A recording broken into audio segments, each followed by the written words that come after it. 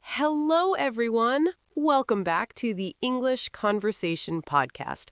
I'm Sarah. And I'm Daniel. It's great to have you here joining us for another lesson. Yes, we are very excited for today's topic. But first, a quick reminder, if you enjoy learning with us, please hit the like button and subscribe to the channel. It really helps us out. Thank you, guys. Okay, Sarah, I am ready. What are we talking about today? Well, Daniel, today I want to start with a little pop quiz for you. Are you ready? Oh no, a quiz already? I haven't even had my coffee yet. Okay, go ahead. It is a very simple question. So, Daniel, tell me a little bit about yourself. What, right now? Yes, right now. Imagine you're meeting our listeners for the first time. Introduce yourself. Okay, well, my name is Daniel. I am a podcast host here. I really like pizza, and I have brown hair. I have brown hair, Daniel. That was terrible. You're a native English speaker. I know, it was awful. But Sarah, honestly, tell me about yourself is the hardest question in the world to answer. It really is. Why do you think it is so difficult? Because my mind goes completely blank. I never know what to say. I don't want to sound boring and robotic, but I also don't want to brag and talk too proudly about myself. It is paralyzing. I think almost everyone feels that way. It sounds like a simple question, but it is actually very tricky. So, how do we fix it? Because my pizza and brown hair answer is not going to work in a job interview. No, it is not. Today, we are going to fix this problem. We are going to teach you a simple structure to answer the question, tell me about yourself, with total confidence, whether you are at a party, meeting new friends, or in a formal interview. That sounds like a lifesaver. Let's get started. Okay, Daniel, let's build your introduction, step by step. The first question people usually ask is the most basic one. Where are you from? Right. So I just say, I am from the USA, or I'm from London. You can say that. It is correct grammar, but it is a little short. It is what we call a conversation killer. A conversation killer? Yes. If you just give a short one-word answer, the conversation stops. We want to open the door for more talking. I see. So how do I add more detail? A great way is to contrast your past and your present. For example, you can use the phrase, I'm originally from City A, but I am currently based in City B. Ah, that's useful, because many people move for work or university. So I could say, I'm originally from a small town in the countryside, but I'm currently based in the big city. Exactly. And that immediately tells me two things about you. I might ask, oh, do you prefer the city or the countryside? You see, the conversation opens up. That is much better. What if I have lived in the same place my whole life? You can still add flavor. You could say, I was born and raised in Tokyo, which is a very exciting place to grow up. Born and raised. I like that. It sounds very natural. Or you could connect your hometown to your personality. For example, I grew up near the ocean, which is why I love swimming so much. I see. You are telling a little story instead of just giving a fact. Precisely. So we have covered the past. Now let's move to the present, your job or studies. Okay, so after I state where I am from, the next question is almost always the big one. What do you do? Yes, and this is where many people, even native speakers, sound a bit robotic. They just state their exact job title. You mean like saying, I am an accountant, or I am a student? Exactly. It's correct, but again, it is a bit boring. We want to make it sound more dynamic. How do we do that? Instead of just giving a noun, your title, try describing your field using active verbs. For example, instead of saying, I am a marketing manager, you can say, I work in marketing. I work in marketing. That does sound broader. It sounds like a career path, not just a label on a business card. Exactly. And if you are a student, don't just say, I'm a university student. Say, I am studying engineering at university. It tells us what you are actually doing with your brain every day. Okay, active verbs are better. Do you have any other tips for talking about work without sounding like a robot? Yes. Add a time frame. It helps give context to your career history. You mean like mentioning how long I have had the job? Yes. For example, you can say, I've been working in finance for about 5 years now. Ah, that little phrase, for about 5 years, adds a lot of information. It tells the listener you are experienced, not a beginner. Precisely. It makes your answer much fuller. That is great advice. Okay, Sarah, we have covered the serious stuff, hometown and job. Now let's get to the fun part of the introduction. Yes, the fun part.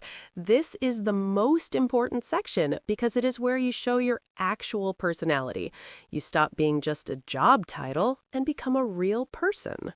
But Sarah, this is also where I feel like I sound the most boring. When people ask what I do for fun, I usually just give a list. You mean like saying, my hobbies are reading, running, and watching Netflix. Exactly. It sounds like a robot reading a list of data. I agree. It doesn't tell me anything unique about you. We need stronger phrases to show enthusiasm. We want the listener to feel your energy. Okay, so how do I stop listing things and start sounding enthusiastic? Instead of the basic phrase, I like, try this alternative. I'm really into hobby. I'm really into. Okay, it definitely sounds more energetic than just saying I like. It implies that you are actively doing it right now and enjoying it a lot. So instead of I like taking pictures, I could say I'm really into photography lately. Perfect. Now, if you have something you love even more, something deeper than just a hobby, use this stronger phrase. A big passion of mine is something. Ooh, passion. That is a strong word. It is. It shows you care deeply about something. Okay, let me try putting it together with the work part. I work in finance, but a big passion of mine is cooking Italian food. See? That is a fantastic introduction. It is memorable. Now I don't just see you as a finance guy, I see you as a chef, and I immediately want to ask you about your best pasta recipe.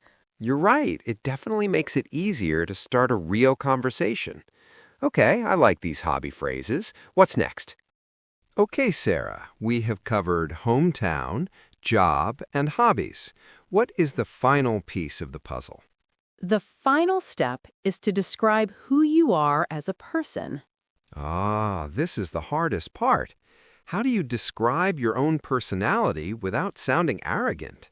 If I say, I am smart and funny, it sounds terrible. You're right. We want to avoid bragging. The trick is to choose positive, descriptive adjectives that give people a clear picture of your style. Can you give me some examples? What are some good adjectives for a job interview, for instance? Sure. If you are someone who pays close attention to small facts and organization, you can call yourself detail-oriented. Detail-oriented. That is a very professional-sounding adjective. It's much better than just saying organized. What if you are applying for a job that requires new ideas? You could describe yourself as imaginative or creative. Okay. What about in a more social setting, like at a party? If you love being around people and making new friends, you can use the adjective outgoing or sociable. So I could say, I work in finance, but a big passion of mine is cooking. I'm generally a pretty outgoing person, so I love hosting dinner parties for my friends. Daniel, that was perfect. You combined your job, your passion, and your personality into one natural story. Wow, when you break it down like this, it feels much less scary. It is. It's just about having the right building blocks. We have covered a lot of great vocabulary today. Let's review. Okay, we have built a really strong introduction today, but before we put it all together, let's pause and review the specific vocabulary we used. That's a good idea. We used some phrases that really help you sound natural and less like a textbook. Let's break them down. The first one was for describing where you are from. We use the combination originally from and currently based in. Right.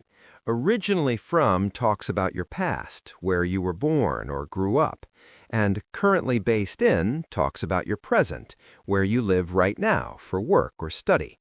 It's a great way to tell a mini story about your life journey in just one sentence. Next, we talked about jobs. Instead of just giving your title, we used the phrase to work in field. Yes, this describes your general industry. For example, I work in technology, or she works in healthcare. It sounds very professional and broad.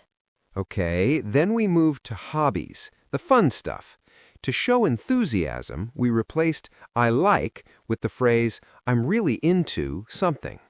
This is a very common, natural way to say you enjoy a hobby very much right now. For example, I'm really into hiking these days. And if you love something even more deeply, we use the stronger phrase, a passion of mine is. Yes, a passion of mine is playing the guitar. It shows deep care and dedication. Finally, we looked at adjectives for personality. We chose words that are descriptive but positive. The first one was outgoing. An outgoing person is socially confident. They like meeting new people and being at parties. It is similar to extroverted. And the second adjective was detail-oriented.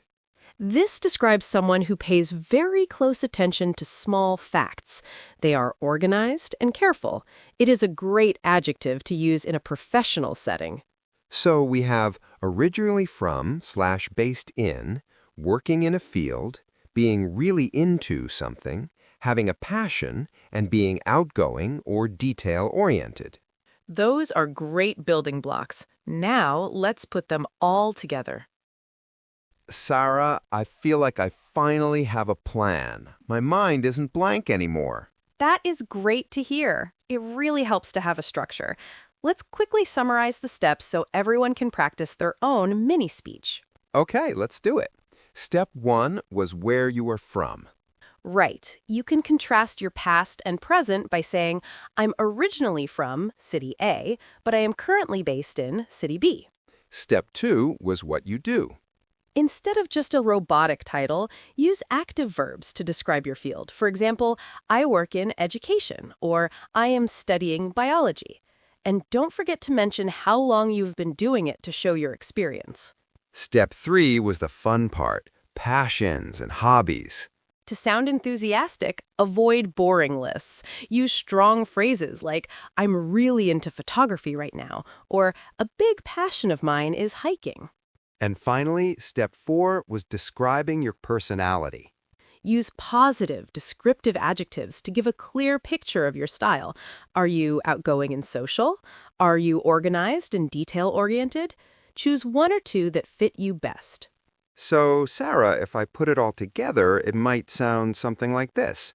Well, I'm originally from a small town, but I'm currently based in the city. I've been working in finance for about 5 years now. Outside of work, I'm really into cooking, and I'm generally a pretty outgoing person who loves trying new restaurants. Daniel, that was excellent. It sounded natural, professional, and interesting. It was a perfect answer to the dreaded "tell me about yourself" question. Thanks, Sarah. And I should remind our listeners of one final tip. Keep it short. Yes, remember, this is just an introduction, not your entire life story. Keep it to about 30 to 60 seconds. Exactly. Short and sweet. I think we're ready to wrap up. Okay, listeners, now it is time for you to practice. We have given you the building blocks. Now you need to build your own introduction. Yes, it's time for our question of the day. Today, we want you to introduce yourself in the comments section below. But don't just say, "Hi, I am name." Try to use at least one of the new phrases or adjectives we learned today. Tell us where you are currently based, what field you work in, what you are really into, or use an adjective like detail-oriented to describe your personality.